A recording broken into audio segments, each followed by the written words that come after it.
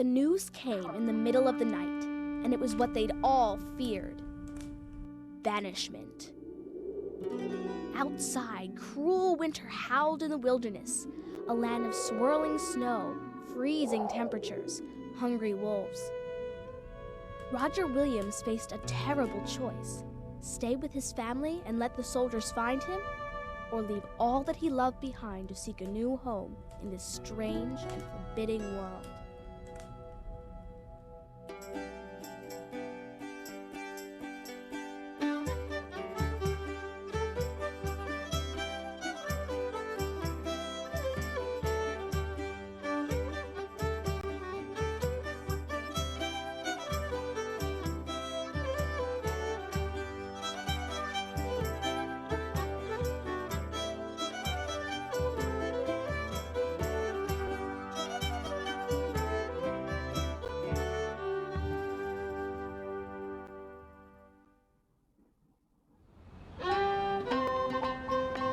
Welcome to Providence, birthplace of one of the original 13 colonies.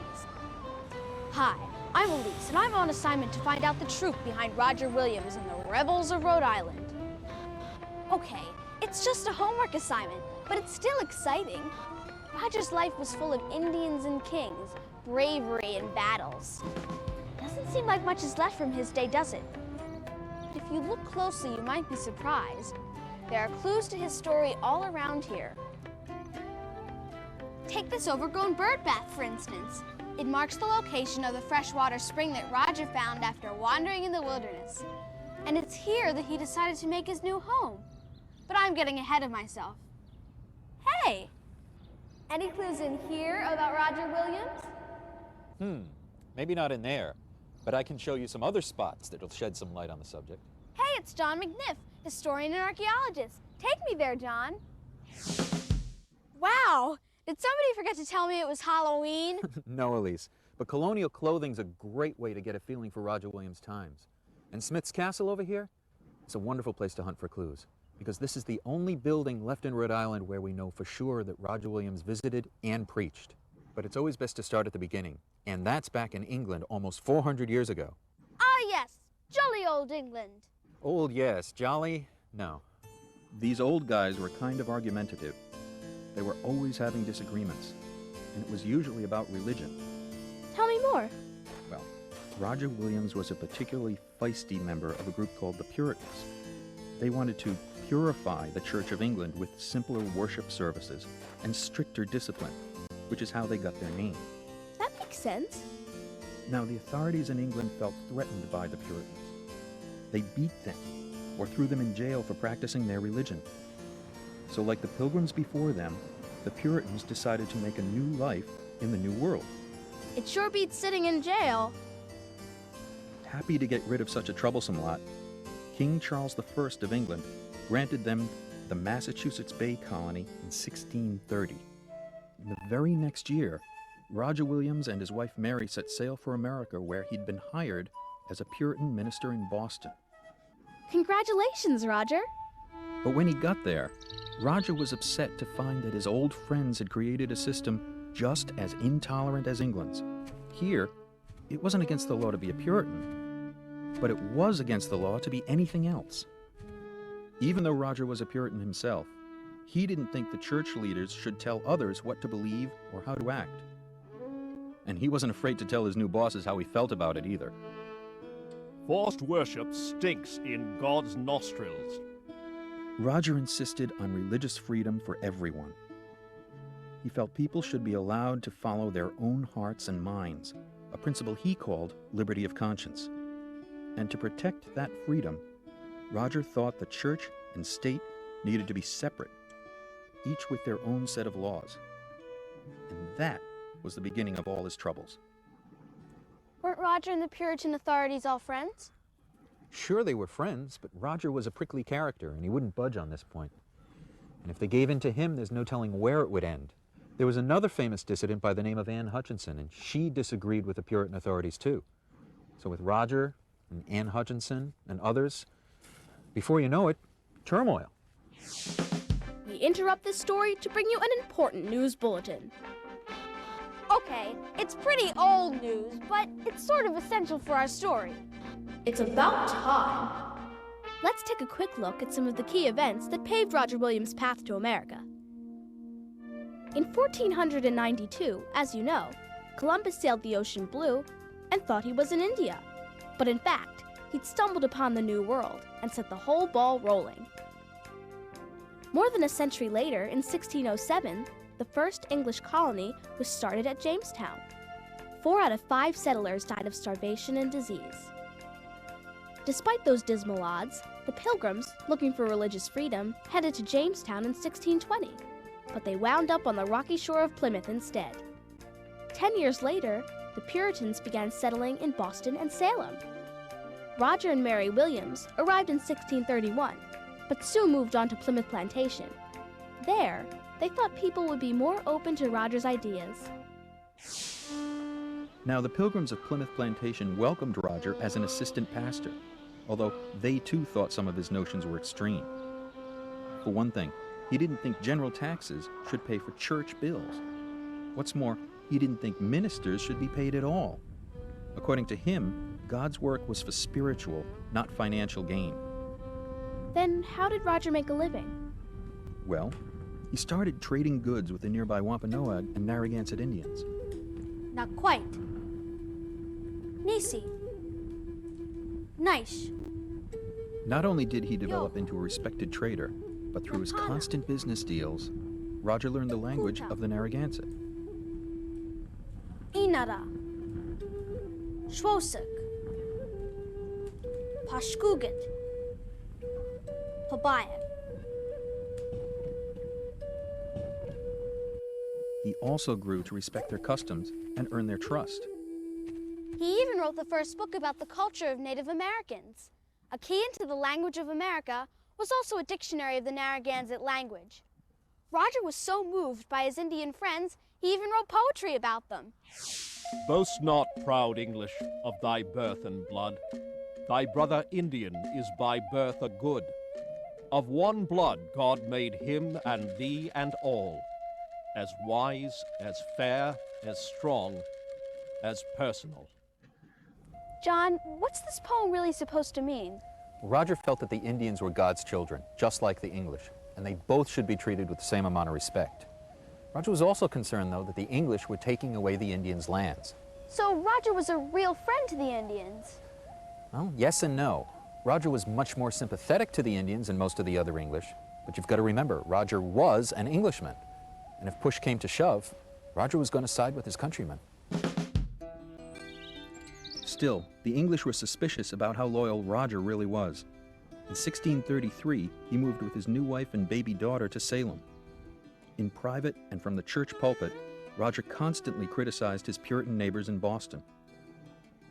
What did he criticize them for?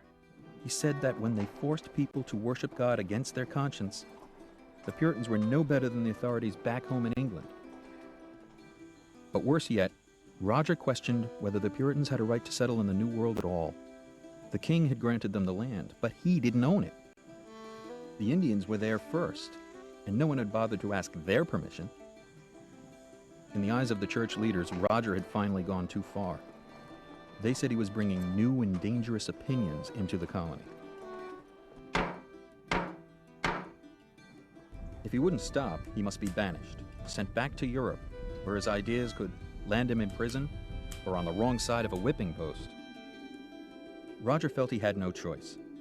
He went from respected minister to outcast. Despite February snows, poor provisions, and a vast wilderness, he began a trek that would prove to be one of the most terrifying experiences of his life. That's a pretty steep price to pay for not being able to keep your mouth shut. Very steep. Matter of fact, it almost cost him his life. Can you imagine facing a New England winter in clothes like these? Or as Roger once said, without bed or bread? How did he survive? The Indians helped him. They gave him a place to stay for the winter. It was something he was grateful for the rest of his life. Roger Williams' Trail is cold now. Of course, it was cold then too, but we can still map out his perilous adventure. He left Salem in February 1636. Traveling south past Boston, he turned inland. He wintered with the Wampanoag Indians, coming at last in spring to the headwaters of the Narragansett Bay. There he stopped, ready to put down the roots for a new kind of colony. He called his settlement Providence, which means God's gift. John, what was Providence like back then? This looks an awful lot like what Providence must have looked like when Roger first came here. This old dirt path would have been the Indian Trail. There's a hill over on this side, fairly open, lots of big trees, perfect for deer and other game. Over here on the other side, a large saltwater cove. Lobster, oyster, salmon. It's a perfect place to put a settlement. In the next couple of years, about 30 families who were seeking greater religious freedom joined Roger. They started out in crude huts, but within a decade or so, they began building small cottages that reminded them of England far away. Still, the houses in Providence were different from other Puritan homes in one important way. The fireplace took up most of one wall. Although building these stone enders was backbreaking work, it was worth the effort. Houses made entirely of wood, like the ones in Massachusetts, frequently caught fire.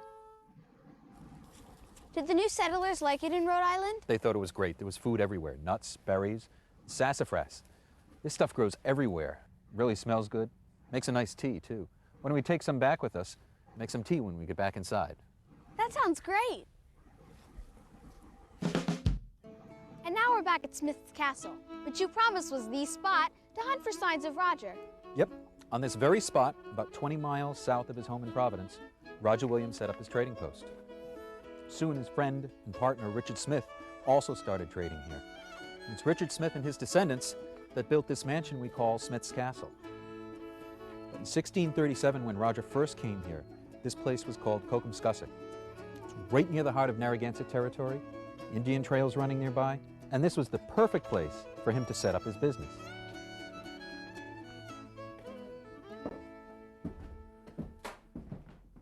So Roger bought this land from the Indians? Not exactly. Roger agreed with the Indian idea that the land was a gift and it couldn't be purchased. But unlike them, he thought that it was permanent, that he wouldn't have to give it back. In return for this, Canonicus, the Narragansett chief, would be able to come to Roger and trade for the items he needed, and Roger would be able to go to Canonicus and get the items he needed, whether it's meat, or furs, or things like that. As a matter of fact, at one point, Roger actually wrote that this land could not have been purchased for any amount of money, that it was purchased for love.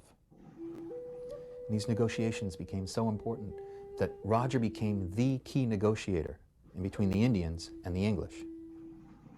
You mean he negotiated for the English who had been so mean to him? Exactly.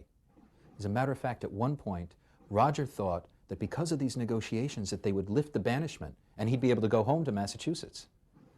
But it didn't happen in his lifetime. That's a long time to hold a grudge. Speaking of long time, I think your tea's ready. Thank you.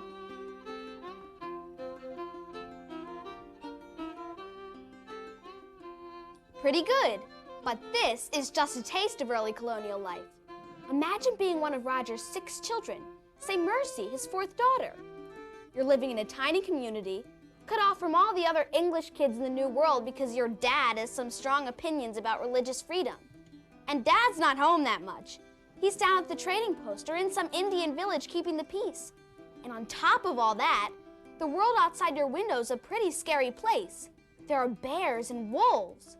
John, I don't think I'd want to be a kid in colonial times. It was hard. But a kid's life in Rhode Island wasn't very much different than a Puritan kid's life in Massachusetts. From a very early age, they were treated and dressed as miniature adults. And from sunup to sundown, they were kept busy toting water and carrying firewood or tending the fire. At least they kept warm. And the fire wasn't just for heat. It was kept going during the summer for cooking. What did they eat? Most of the meals were made all in one pot, which meant lots of stews and pot roasts. Often the table would be just a simple board.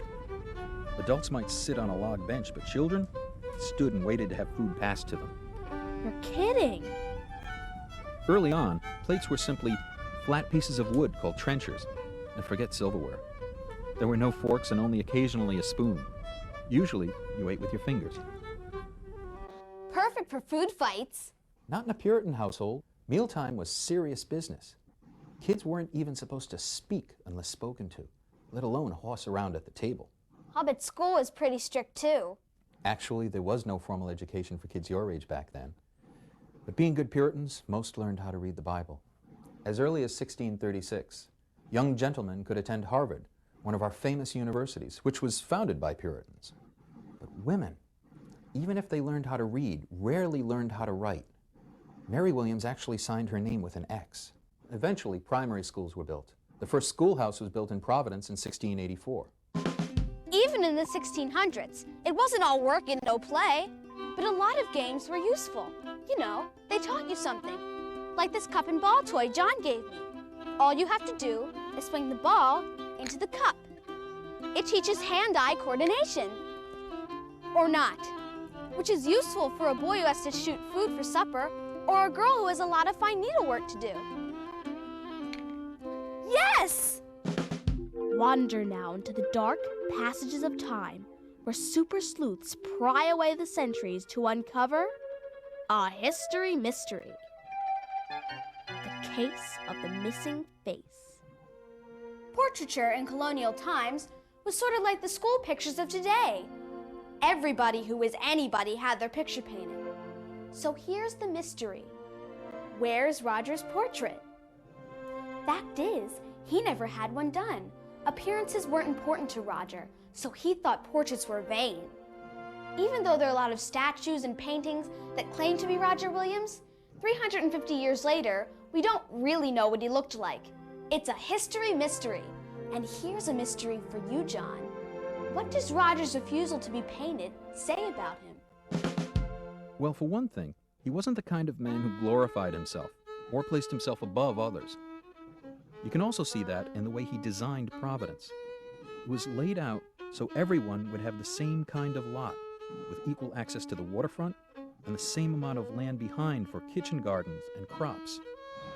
Even today, all those long, narrow strips of land make Providence look like an enormous bowling alley.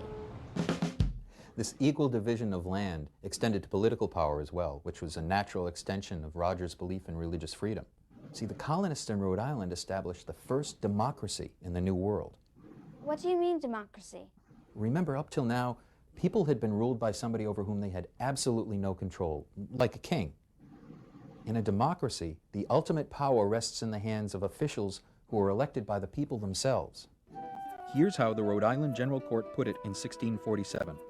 They said that the laws and judicial system would be made by the free and voluntary consent of all, or the greater part of the free inhabitants.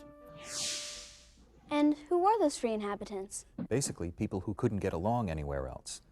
Matter of fact, people outside of Rhode Island called it Rogues Island because it was so full of rebels. The oldest synagogue in the New World is in Newport. There were Quakers, atheists, and the first Baptists in America, whose meeting house we're sitting in right now. And did they all get along? All those people with different religions and different opinions? Oh, no. Absolutely not. Liberty of conscience, as Roger called it, was messy. Matter of fact, early Rhode Islanders spent an awful lot of time arguing with each other. Roger was probably the most argumentative one of all. For instance, at age 70, he rode all the way to Newport, Rhode Island, 25 miles away, just to debate the Quakers who were living there. For more than 3 days, they quarreled about religion, neither side persuading the other. Then Roger rode all the way back, sat down, and wrote an 800-page essay about why the Quakers were wrong. So even though Roger thought the Quakers were wrong, he still defended their right to believe as they wished? That's liberty of conscience. Unfortunately, Roger's fellow Rhode Islanders weren't the only ones quarreling. His neighbors in Connecticut and the Massachusetts Bay Colony liked a good fight too. They were constantly challenging Rhode Island's boundaries. So what happened? Well, Roger tried to settle the dispute once and for all. He sold his share in the trading post to finance a trip to England for himself and his colleague John Clark. There, they hoped the king would give them a new charter, a document defining the colony's boundaries and rules. It ended up taking nearly 12 years, but it was worth the wait. In the meantime, a new king, Charles II, had claimed the throne. Charles was so interested in Roger Williams' liberty of conscience that in the Charter of 1663, he charged the colony to hold forth a lively experiment that a most flourishing civil state may stand and best be maintained with full liberty of religious concernments. Sounds like Roger's kind of charter. King Charles decided to test the concept of religious freedom in Rhode Island, and he was curious to see how the experiment would turn out. It's a long way from the Puritan banishment of new and dangerous opinions. So that was great, right? Everything came out all right with the English after all? Yes, but Roger Williams' story isn't all happy endings. When the Narragansett chief Canonicus lay dying, he called Roger to his side. He wanted the minister, who he loved like a son, to be the one that closed his eyes when his spirit passed. Sadly, such devoted friendships were becoming increasingly rare in between Indians and the English. Why did that happen? Because the younger generation of Indians saw what their fathers had not. The English would keep moving into their territories until there was no room left for the native people. A great Wampanoag leader, Po-Metacomet, or King Philip as the English called him, rose up and unified many of the tribes, Nipmuc, Saconet, Narragansett, and more, to wage war. Despite their respect for Roger, not even Providence was spared fiery destruction. So at the end of his life, things must have looked kind of awful to Roger. Well, at 73 years old, he was penniless, his home was gone, and he had to move in with his brother. The good thing is faith remained as strong as ever. Even his great social experiment was out of control. People were greedy. Providence eventually became a thriving seaport and profited not only from trade with China, but profited from the trade of enslaved Africans. When Roger looked at Providence late in his life, he saw Profit, pleasure, and preferment. which means he thought people were too focused on things like money and status. What a sad ending. I feel kind of bad about the way things turned out for Roger. At least things turned out better than you might expect. Even though during Roger's lifetime he was a lone voice in the wilderness, he still helped shape our country. Roger's greatest hope, that people would be able to worship as they pleased, the liberty of conscience, that didn't die with him. As a matter of fact, more than 100 years after his death, that very principle found its way into our nation's most important political document, the United States Constitution and Bill of Rights. And that document still guides the way the United States is governed today. I think Roger Williams would have been amazed. Me too. Thanks, John. Roger Williams stood up for what he believed in and changed the course of history. But for now, I'm history. See ya. Bye, John.